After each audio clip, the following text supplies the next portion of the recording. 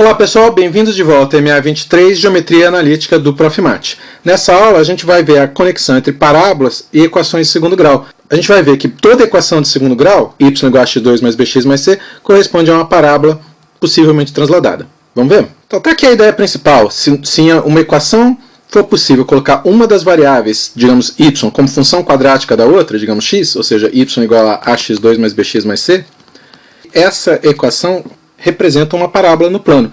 Pode ser que você consiga x em função de y. Tudo bem, se vira, né? Vai ser também uma parábola, só que os eixos x e y estão trocados.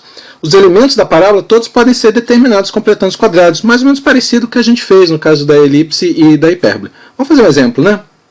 Determina os elementos principais dessa parábola, ou seja, determina para mim o foco, a diretriz, daí vai sair rapidamente o vértice e o parâmetro da parábola. Se você quiser fazer, pausa o vídeo, eu te espero.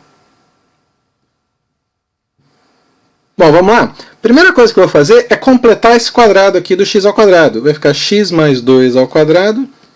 Vou passar o y para lá. Menos 12y mais 56. Epa, peraí, mas aqui quando eu completei esse quadrado eu somei 4. Então eu tenho que somar 4 aqui também. Ou seja, vai ficar menos 12y mais 60. Fatora aquele menos 12, x mais 2 ao quadrado igual a menos 12y menos 5. E aqui você já está reconhecendo a equação de uma parábola daquele jeito padrão. Esse cara aqui é um y barra, esse cara aqui é um x barra, a gente está olhando para y barra igual a menos x barra ao quadrado sobre 12. Isso é uma parábola com parâmetro... Opa, pera aí, o que esse sinal de menos está fazendo aqui? Alguém trocou a direção do eixo y. De novo, se vira. Isso quer dizer que isso aqui é uma parábola sim, aquele p vale 3, porque 4p é 12, ou seja, o parâmetro é 2p igual a 6, só que por causa desse sinal de menos, o foco e a diretriz estão invertidos. O foco deve estar abaixo da diretriz, porque o eixo y está apontando para o lado errado. O vértice sai direto aqui da translação. O vértice vai ser menos 2,5. O vértice é a origem do sistema de coordenadas novo. Agora, o foco e a diretriz estão invertidos. O foco está abaixo da diretriz. Vamos ver isso numa figura? Está aqui a equação original, a equação reescrita depois de completar os quadrados. O vértice tira aqui da translação, é menos 2,5. O parâmetro está aqui embaixo, é 4p igual a 12, por isso é p igual a 3. Bom, tecnicamente o parâmetro é 2p igual a 6. E agora eu faço uma figura para me ajudar. P vale 3. Bom, o foco é 3 unidades para baixo, ou seja, menos 2, 2, e a diretriz é 3 unidades para cima. Se aqui o y era 5, aqui o y é 8. Essa é a diretriz y igual a 8. Tirei o foco, tirei a diretriz, e o parâmetro é 2p igual a 6. Bom, em qualquer situação onde você consegue colocar uma das variáveis com uma função de segundo grau da outra variável, você vai ter uma parábola e você pode determinar os elementos fazendo exatamente o que a gente fez aqui. Existem alguns casos degenerados que vale a pena comentar uma vez. Vamos ver no próximo slide? Está aqui um exemplo. O que é essa equação x2 menos 3x mais 11 igual a 0 representa no plano xy? Estranho, né?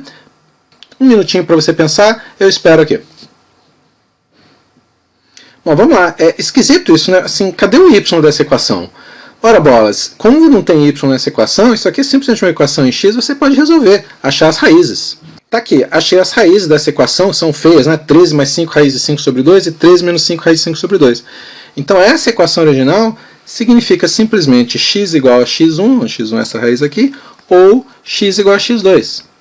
Se você estivesse numa reta, isso aqui seriam dois pontos da reta, mas eu não estou na reta, eu estou no plano xy. O fato que não tem y na equação não significa que o y não varia. Muito pelo contrário, significa que o y varia à vontade. X igual a x1 no plano xy é uma reta vertical. X igual a x2 é outra.